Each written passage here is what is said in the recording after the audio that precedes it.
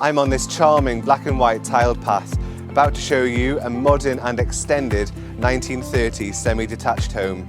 Welcome to the Uplands. The standout feature of this home is this stunning extension at the back, creating a bright and open space perfect for modern living, with solid herringbone wooden floor.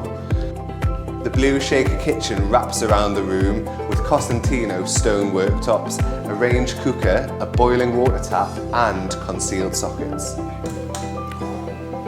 The space flows beautifully into the open living dining space with rain-sensitive Velux windows and a wall of bifolding doors.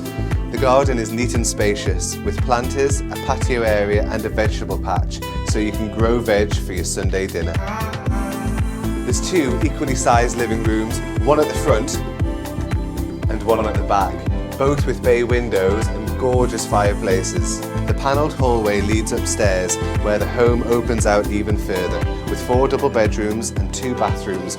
The main bathroom has a period style with a contemporary twist, such as a rainfall shower, a column towel radiator and coving to match the metro tiling.